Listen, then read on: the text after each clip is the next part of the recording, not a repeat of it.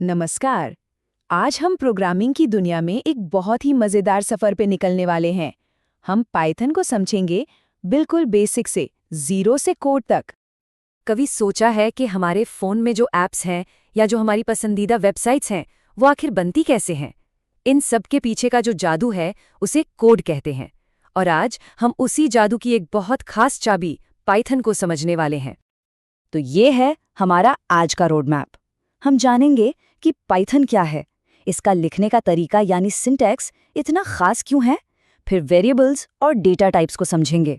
उसके बाद देखेंगे कि कोड फैसले कैसे लेता है और आखिर में डेटा को लिस्ट में कैसे रखा जाता है। तो चलिए शुरू करते हैं सबसे बुनियादी सवाल से। आखिर ये पाइथन है क्या और इसकी ज़रूरत क्यों है? तो देखिए, पाइथन एक बहुत ही पॉपुलर प्रोग्रामिंग भाषा है। इसे ग्वीरो वैन रॉसम ने बनाया था और 1991 में रिलीज किया था। जी हाँ, मतलब ये कोई नई चीज नहीं है। 30 साल से भी ज्यादा पुरानी और एक भरोसेमंद लैंग्वेज है। अब सवाल उठता है कि इसका इस्तेमाल होता कहाँ है। जवाब है लगभग हर जगह। वेबसाइट बनाने से लेकर सॉफ्टवेयर बनाने तक, मैथ्स की मुश्किल प्रॉब्लम सॉल्व करने से लेकर बहुत बड़े डेटा को संभालने तक, हर जगह पाइथन काम आती है। तो ये इतनी लोकप्रिय क्यों है? देखिए, इसके कई कारण हैं। पहला तो ये कि ये किसी भी कंप्यूटर पर चल जाती है, चाहे विंडोज़ हो, मैक या लिनक्स। दूसरा, इसका सिंटैक्स आम अंग्रेजी जैसा है, मतलब कोड लिखना एक कहानी लिखने जैसा लगता है। इसका फ़ायदा ये है कि कम लाइनों में ज़्यादा काम हो जाता है और अपने आइडियाज़ को फटाफट टेस्ट किया जा सकता है। ओके, तो अब जब हमें पता चल गया है कि पाइथन क्या है, चलिए अब इसके कैसे वाले हिस्से पर चलते हैं। मतलब इसे लिखने का तरीका इसे कैसे अनोखा बनाता है। पाइथन के पीछे जो सबसे बड़ी सोच है वो है रीडेबिलिटी। मतलब कोड ऐसा होना चाहिए जिसे कोई भी आसानी से पढ़ सके और समझ सके। ये सिर्फ मशीन के लिए नहीं, इंसानों के लिए भी बना है। यहाँ पर पाइथन का सबसे बड़ा फर्क साफ दिखता है। ज़्यादातर लैंग्वेजेस में ना कोड को ऑर्गेनाइज करने के लिए ये कर्ली ब्रैकेट्स लगते हैं, पर पाइथन कहता है इन सब की कोई ज़रूरत नहीं। वो इसकी जगह बस वाइट स्पेस यानी इंडेंटेशन का इस्तेमाल करता है, जिससे कोड अपने आप साफ सुथरा दिखता है। ये देखिए, एक छोटा सा एग्जाम्पल। इफ स्टेटमेंट के बाद अगली लाइन में ये जो स्पेस है ना, बस यही स्पेस पाइथन को बताता है कि प्रिंट वाली कमांड इस इफ का हिस्सा है। यही इसका अनुशासन है। सिंपल। चलिए अब बात करते हैं प्रोग्रामिंग के असली बिल्डिंग ब्लॉक्स की।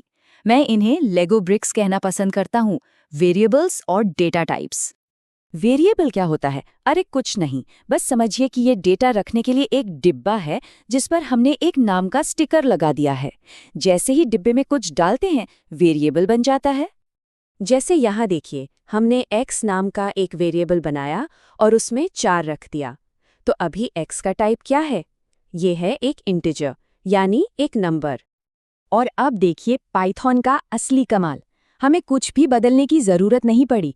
उसी x वेरिएबल में हमने अब सैली डाल दिया, जो कि एक टेक्स्ट है, और पाइथन वो खुद ब खुद समझ गया कि अरे अब ये इंटिजर नहीं, अब ये एक स्ट्रिंग है ना ज़बरदस्त? इसे कहते हैं डायनामिक टाइपिंग।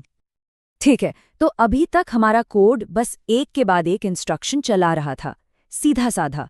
अब इसे थोड़ा दिमाग देते हैं, इसे स्मार्ट बनाते हैं और देखते हैं कि ये फैसले कैसे लेता है।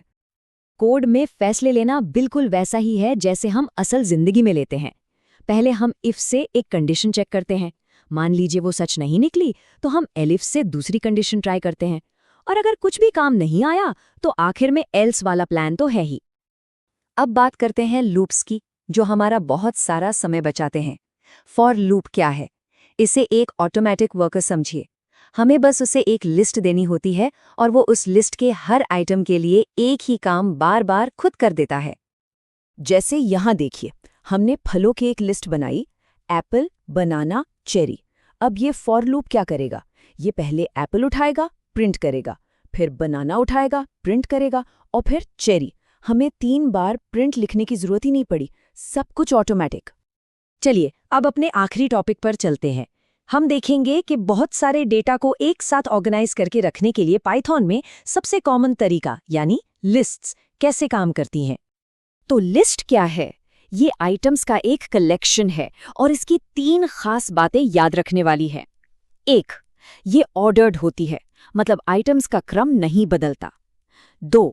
ये चेंजेबल है, मतलब हम इसमें बाद में बदलाव कर सकते हैं। और 3. इसमें डुप्लीकेट आइटम्स भी आ सकते हैं। और इसे लिखते कैसे हैं? हमेशा इन स्क्वायर ब्रैकेट्स के अंदर। लिस्ट बनाना तो आसान है, पर उसमें से कोई आइटम निकालना वो भी बहुत आसान है। यहाँ देखिए, हमें दूसरा आइटम बनाना चाहिए, तो हमने लिखा दिस लिस्ट स्क्वायर ब्रैकेट 1। अब यहाँ एक बहुत ज़रूरी बात है, प्रोग्रामिंग में ना गिनती हमेशा 0 से शुरू होती है। तो एप्पल है 0 पर, बनाना है 1 पर और चेरी है 2 पर। इसीलिए 1 लिखने पर हमें बनाना मिलता है। तो आज की पूरी बातचीत का निचोड़ क्या है? निचोड़ ये है कि पाइथन इतना पावरफुल इसलिए है क्योंकि इसे जानबूझकर सिंपल बनाया गया है। इसका कोड पढ़ना आसान है, ये फ्लेक्सिबल है और इसीलिए ये किसी के लिए भी प्रोग्रामिंग की दुनिया में पहला कदम रखने के लिए एक ज़बरदस्त भाषा है। तो अब जब प्रोग्रामिंग के ये बेसिक बिल्डिंग ब्लॉक्स पता चल गए हैं, तो सोचने वाली बात ये है कि इनसे सबसे पहले कौन सी प्रॉब्लम सॉल्व की जाए।